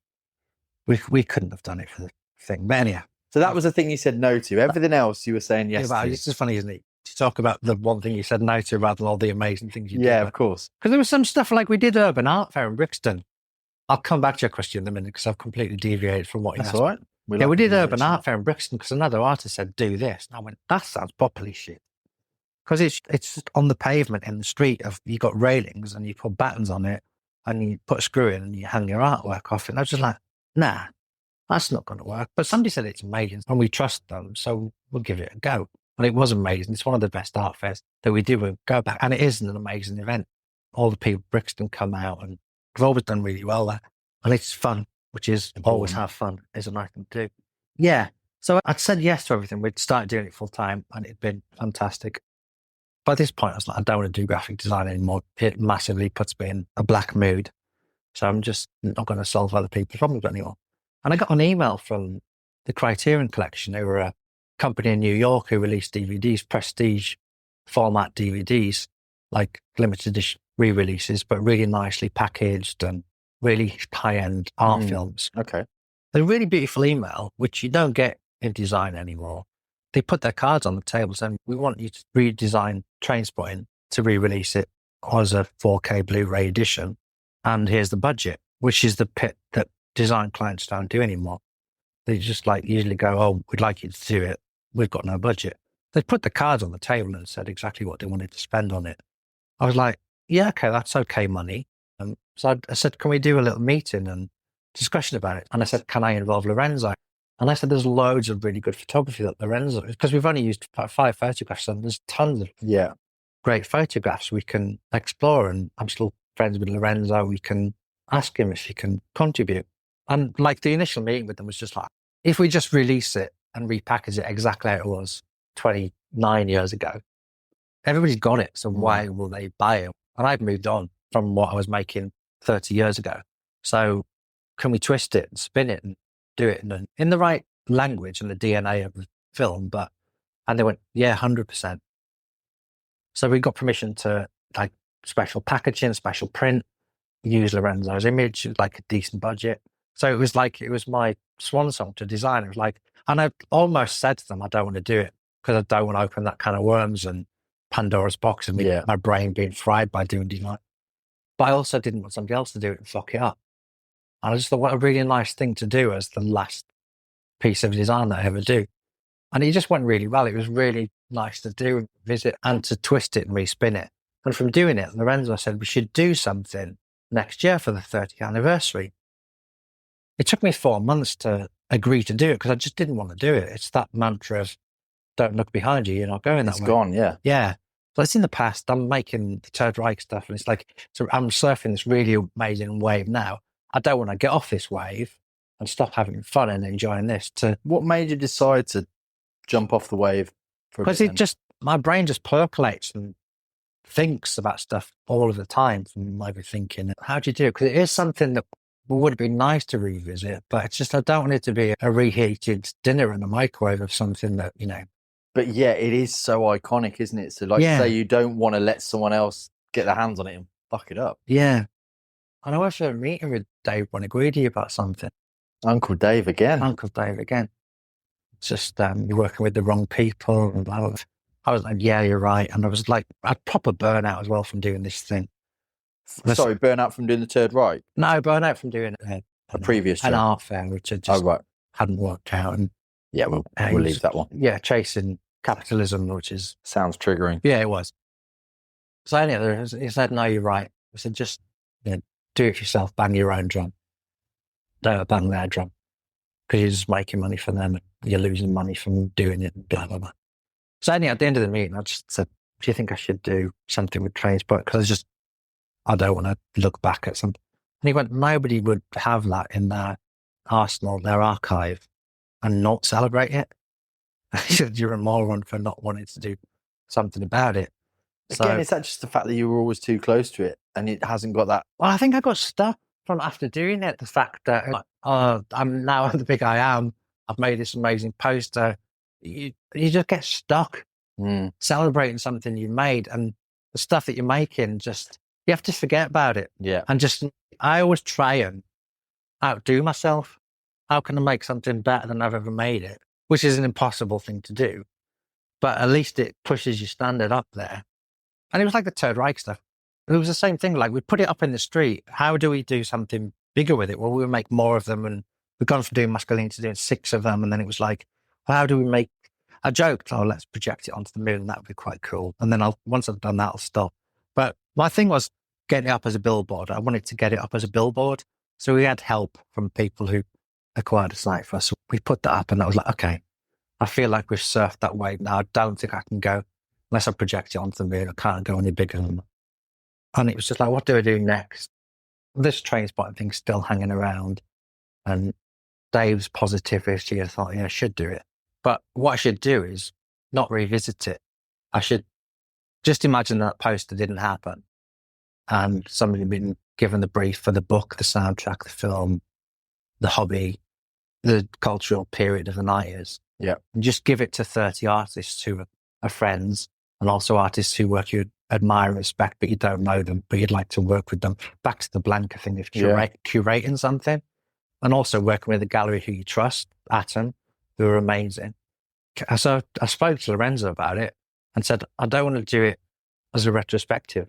Looking backwards, I just want to make a load of new artworks and celebrate it in like remixes of what happened in the past, but not doing parodies of the poster. Yes. Although we have done one parody in the poster, because in the 90s, I received a card in the post from Joe Cornish from the Adam and Joe show. He'd done toy Trainspotting. He'd used their glove puppets and their childhood toys as a Trainspotting parody, and sent me this really cheeky note saying, see you in court. We've taken your graphic and stolen it. And I kept it in a sketchbook for years. It always made me laugh and smile that he'd done it. And it was one of my favourite parodies. So I just texted him saying, can we reprint it? And he very kindly gave us permission to reprint it. Cool. And also, when we met for the signing, they said they didn't want to make any of the proceeds from it. So we went to the Atom Gallery. They wanted to donate their portion to charity. So we're giving the profits from the sale to the Big Issue. Wow. And Big Issue have asked us to design a front cover for their February issue. You personally are one of the 30 artists? First personally. So which is cool. They have to park I'm not a graphic designer anymore. But it's nice to be asked to do a Big Issue front cover. So that's very cool. Yeah. And just like you say, it meets your authenticity, it meets your voice. It's all aligned. Well, it's like you're doing a show with 30 artists. You want it to be a success for them as much as you do for you and the gallery. Of course. So it's back to that thing of social media versus the press coverage you get in magazines. It's like, having a cover for big issues, pretty big exposure for the show. Oh, it's massive. Yeah. But also, like you say, that cross-pollination of 30 other artists with each one of those having a following. Yeah. It becomes a melting pot of... Yeah. This collectively, there's 36 artists doing it. I think they've all got 1.5 million followers on social media. Blimey. So, yeah, that should get some... It's a pretty big collective. And obviously, we've just released the Creative No One podcast, which are obviously going to propel people towards the Trainspotting exhibition at the Atom Gallery. Yeah. So the show's called Trainspotters. Trainspotters. Yeah. So it obviously gets away with the fact that you're not just... pushes it away from just being about the film. Because it's the 30th anniversary in February. And are you excited to see that? Because presumably you don't know what all 36 artists are going to do. They're all going to do something different, something interesting. It's been really lovely because a few artists have sent me the things and said, this is what we're making. Oh, right. Okay. So it's just like... So you've got to see some of it already. And each one, they raise the bar every time. It's like you're blown away by the quality of them. It's just Does that affect the work that you then produce? Well, I already worked out what I was doing. I've already worked out what I wanted to make. But after seeing some of the stuff other people have done, are you still sticking with that idea? Yeah, because then you end up... Yeah. I suppose there's always an influence though, isn't there? When you see someone, you go, God, that person's raised the bar, and mine feels now a little bit simplistic or whatever that might be, but you stick to your guns. Yeah. Cool. Yeah. And everyone will be able to see that presumably on your social media when it all goes live. Yeah, well, there's stuff on there already, and Lorenzo's sharing it, and the gallery is sharing it. And the artist, Lucy Pass, has done this beautiful... Lucy Pass she does these kind of unfinished paintings, so she just chooses a section to paint and just focuses on that detail and then leaves other details out. But she doesn't do it from portraits. So we asked her to do it and gave her access to the photography. She'd never done that before. Really? She does this post on her story of this really beautiful thing about how she's composed the piece, and it's been really challenging for her to do it, but she's had real fun making it, it was in the brief, like, please have fun making your piece. Sounds like it's pulled her out of a comfort zone. Yeah, but she's really enjoyed the process, and she made a post about it, and she's had like thousands of engagement with it, which is really lovely to see. And I think that's really cool how we've gone full circle 30 years later from you being the graphic designer, art director of the original poster, to now being an artist. Yeah. Recreating work based on that iconic film, image, book from the 90s. Yeah, it's just weird to see people's reinterpretation of something you've made years ago that you've parked and moving away for. It's just lovely to see people who are your heroes. Have you got any people taking part in the exhibition that perhaps weren't even alive when the film? Yeah. Or they watched it. They would probably listen to the soundtrack and weren't allowed to watch the film because they were 7, but they heard one Slippy on the radio or whatever. Classic. Lou Reed, all the other. It's a great soundtrack. It's strange because I asked them all for a bio so I could do a press release for a thing. And I just randomly decided to throw in the question, what were you doing in 1996? So, like Stanley Donwood, he was working on the radio album OK Computer. Oh, wow. So he's doing a re-edition of OK Computer in orange. Well, I've been lucky enough to get my invite in for the opening of the show, so I can't wait to come down and see it. Excellent. Blam, what have we not spoken about that you think we should probably speak about? I don't know. I think we've covered everything. We've covered a lot, haven't we? Yeah.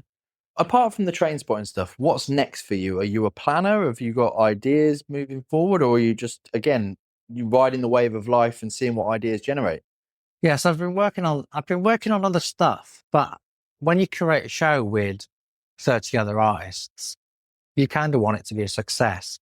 So I've had loads of distractions. Your brain go and make that, go and make that. And if I can make it really quickly and just do a throwaway post on social and it can do stuff and doesn't take up loads of time, but I have to put all of my energy into making sure that this show works in February. Because this is, you're curating it essentially, aren't you? It's your brainchild, or is that the right word? It's your illegitimate love child between you, Irving Welsh, and Lorenzo, or something that's you've allowed out, so you feel like you've got more responsibility towards it potentially? I don't know, it's just weird. It's just it's catch-22, isn't it? Don't look behind you, not going that way.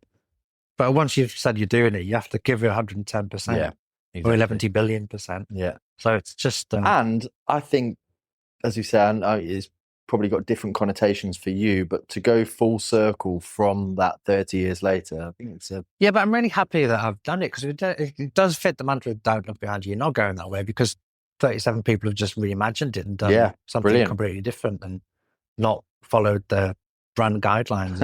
Yeah, that's perfect.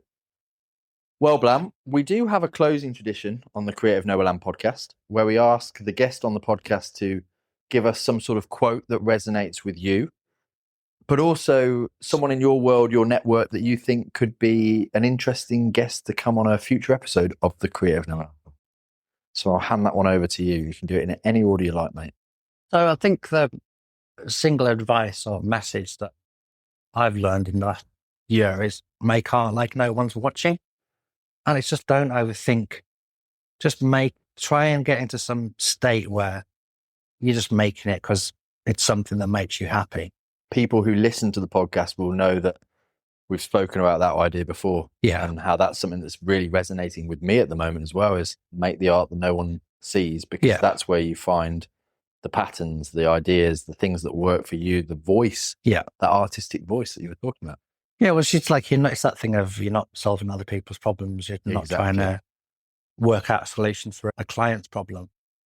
And it took me a while to transition from graphic design to art. You can't just do it overnight. It takes a while to work out all this training that you've got and forget it and just... It's like all the rules that you've got, that you've learned, but now you've got the facility to break all those rules, right? Absolutely. Amazing. Yeah. And what about someone, God, it sounds like your network is vast, mate. So I would say we're doing a show in March which celebrates 50 years of punk, and it ties in with 35th year anniversary of the Big Issue.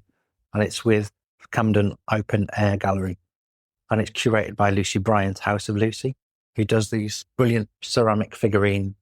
So I just love her work. She's just like a really fun person, and she's just got really good humor and satire in her work. But there's also like Dave Bunny. Really be great to interview. Well, we'll take a list, mate. We don't want the Creative Noah Land podcast to run out of guests. So So Roscoe Britton, you should interview Roscoe Britton because he's just beautifully overshot. He's like one of the funniest people I know. Who just makes me laugh. He reminds me of my cousin Dan. And then should we give Dan a mention? Because I know he's very important to you. Yeah, Dan. This is where some of the stuff around mental health comes in, right? Yeah, Dan was a family member. He was my wife's cousin who we just met, and he was just like it's the same with Carl, really. He's just like a brother from another mother. It's just instantly I'd say something stupid, which I'm quite good at, and he could still make me laugh even more by saying something even stupider. And he helped us build the house when we extended it. And he was a carpenter. And it was just so funny to be on site with him because he'd just do the most outrageous things. He'd be an electrician, he'd be working in the house, and then Charlie would be running around naked doing something, buffoonery and stuff. So, but sadly, he took his own life a couple of Christmases ago. But is that why the mental health stuff, and with Jack, obviously, is that why it's quite poignant for you?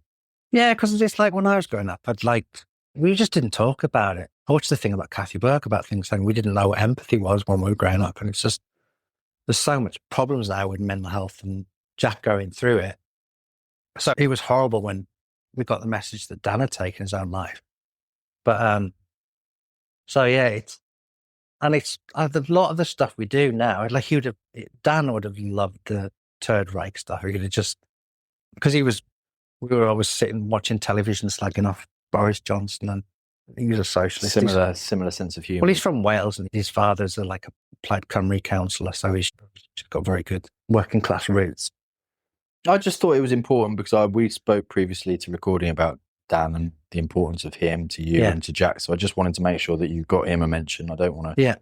But it's like he lives on through our work, and it's like, and then I meet Roscoe, and he makes me laugh in the same way that Dan made me laugh. Right. And then we met Florist, and I got the same spark off him.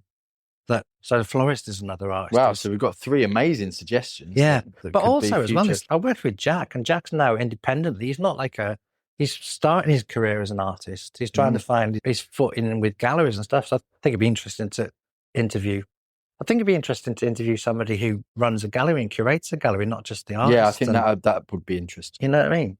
So I think it's not just doing the artist thing, doing emerging artists. Well, perhaps we'll have to have a chat to the guys at Atom Gallery when I come to the opening of the Trainspotting show. Yeah. That's a good networking event there. There'll be 36 artists there to choose from. But for now, Blam, I think that's been a hugely interesting conversation. I'm very grateful.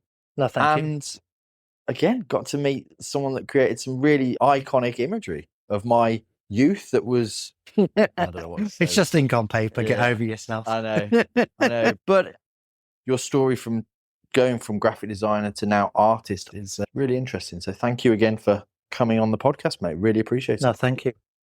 Thanks for coming down and chatting.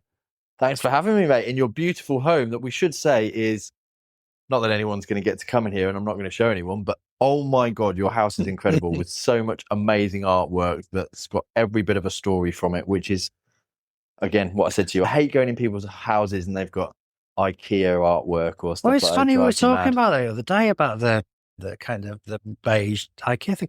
There's nothing wrong with that. If they've got into collecting art through buying an IKEA print, falling in love with it on a grind, it's like when you're a kid and you tape off the radio. It's like I eventually suppose, yeah. it transitions into you having a massive vinyl collection and Very collecting true. music. So I think of it, because it's like really hard to sell art. Anybody, like a lot of people aren't interested in it in the slightest. So if a shit IKEA print in a frame gets them started into collecting nicer stuff, I take it back, Blam. I think that's cool. We all need a starting point. Thank you, mate. I appreciate you doing the podcast. It's been a great chat. Pleasure, sir. Thank you very much.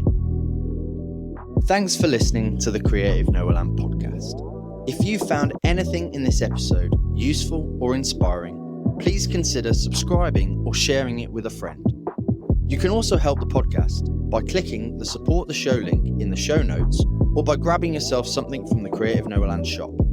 And here's the bonus. When you join the community through our website, you'll get a special discount code that gives you free shipping on all orders. So, before you buy anything, be sure to join the community. Every bit of support helps us keep sharing these inspiring stories. So, thanks again for listening, and until next time, explore, inspire, and create. Better to have a short life that is full of what you like doing than a long life spent in a miserable way. And so, therefore, it's so important to consider this question: what do I desire?